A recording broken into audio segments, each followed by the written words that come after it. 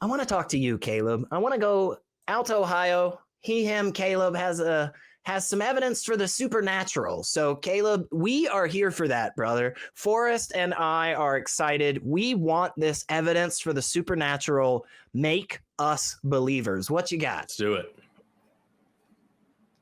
Hello, sir. Hi. So this is also starting out as kind of like a question. So, what do you guys believe about the supernatural? What is your guys' opinion on that? Forrest?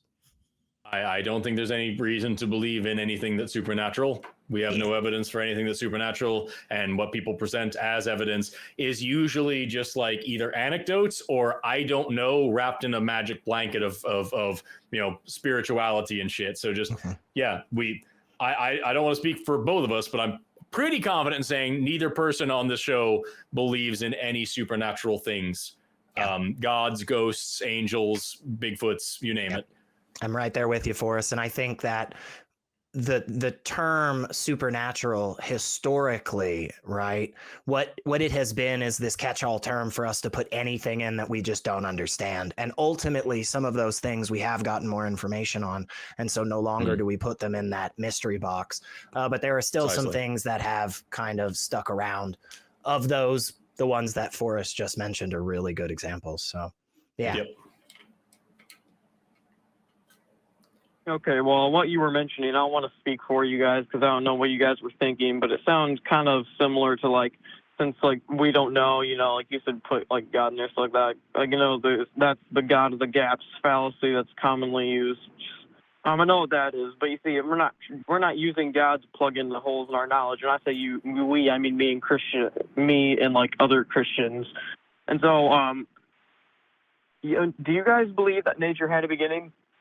At the beginning of the universe, which is commonly called the Big Bang?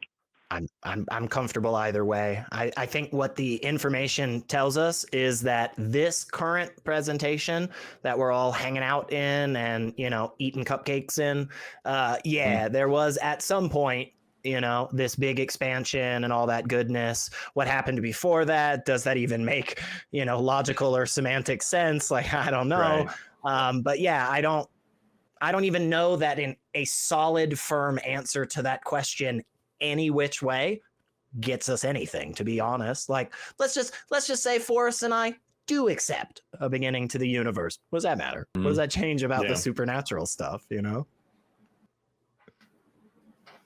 I was saying though is that, so I'm not even mentioning God when I say this. I'm not even necessarily saying it had to be something that was intelligent. But I'm just saying that if there was no nature, if your definition of supernatural is just something that is beyond nature, just something that isn't nature, then the cause of the universe wouldn't it be supernatural if there was no nature and the universe? It could be a different kind of nature. It could just be an aspect of nature that we haven't discovered, right? But yeah, please, Forrest. If I could, that's so I didn't want to do this because I feel like it kind of gets people off on a bad foot. But this is kind of the reason why we sometimes have to ask, what do you mean by supernatural? Yeah. And that, because if you're talking about what caused the Big Bang, right? If that's really the heart of what you're getting at here, I don't know. And I'm comfortable saying I don't know because I don't even know what the question means. Because as Elliot was just talking about just a second ago, you are talking about the Big Bang was the beginning of all time and the expansion of space, right? So you have this singularity that is expanding into the universe that we know of today. This is where all space is expanding and the beginning of what we call time. So you're asking what happened before the word before meant anything, before time was a thing, to measure what was before in a place that wasn't anywhere in the universe. So somewhere before, outside of everywhere, what happened? And I don't know how to answer that question. And I'm also, I'm not a physicist, I'm a biologist. So who knows, maybe there's a little bit more nuance there that I could be talking about. But even I don't know of anybody who would even take that question seriously. And especially not somebody who would then plug in, okay, well, maybe it was just a guy. It was just some guy, you know what I mean? And that's what this guy already dropped. But like what he hung up a minute ago. What's so frustrating to me is that like we're coming at this with like real actual observations of the universe. And like you can fucking plot out Hubble's law or Hubble's constant on a line and yourself. You can calculate it yourself. You can figure out what the age of the universe is yourself. You can look at abiogenesis and the evidence we have for it. You can look at evolution, the evidence we have for it. You can look at the like centuries of research that has gone into figuring out what's going on in the universe around us. And then the alternative is it was just some guy.